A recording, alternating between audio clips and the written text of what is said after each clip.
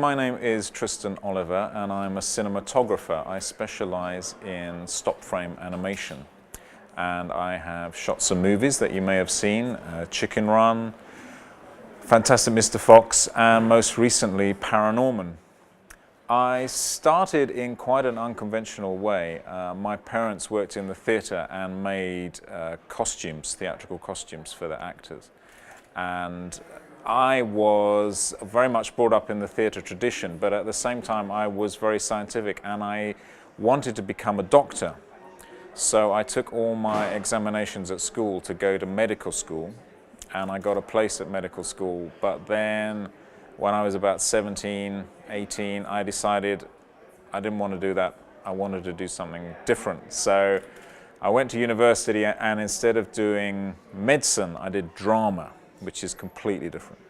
And in my second year doing drama, I was offered the opportunity to do a film option. So I started to get into the film thing, and I was absolutely captivated by the cameras. And I think my background in physics and that kind of thing, really fed into that and was very useful for me. And even now, I think it's very important to have a strong technical understanding of what the camera is doing, what the lenses are doing, and until recently what the film stock was doing. Now it's all digital, so it's slightly different. But to be able to feed that into the creative process, I think is very important.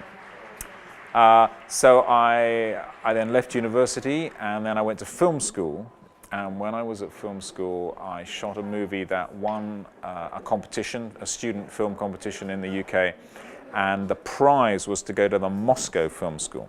So I went to the Moscow Film School just for 2 or 3 months. And when I came back, I rang up the guys on the judging panel for the competition and I said, hey, give me a job. You gave me a prize and I give me a job.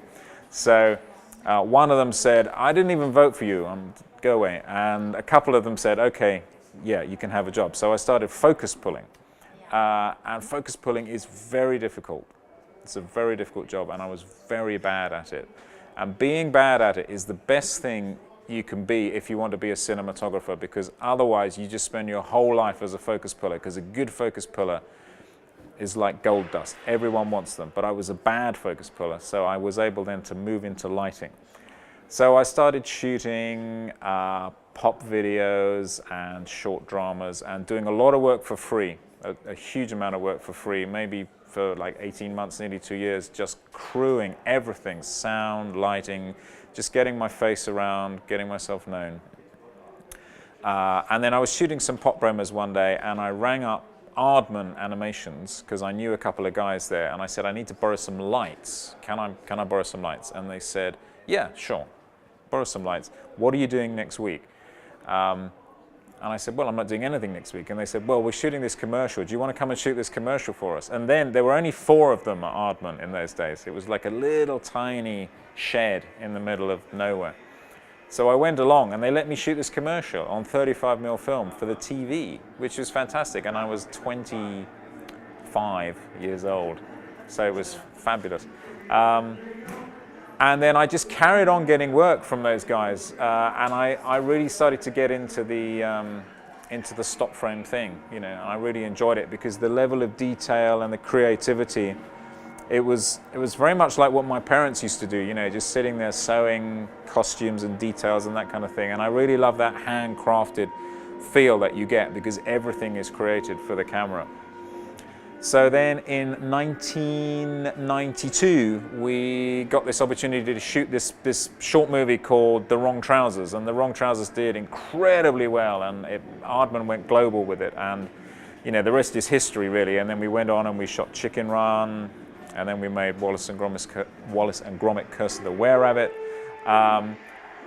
and they got very big. But I'd always been freelance with them. Can you hear what I'm saying?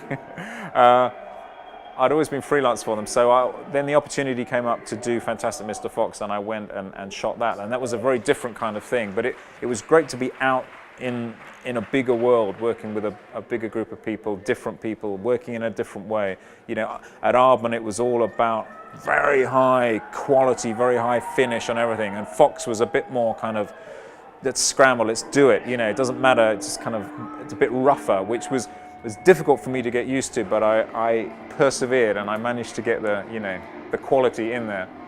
And then I ended up at Laika shooting ParaNorman, which was a whole different ball game. Again, very high quality, very precise, very accurate set building and animating, and also stereoscopic, which is fantastic. My first opportunity to shoot 3D stuff, so that was really great.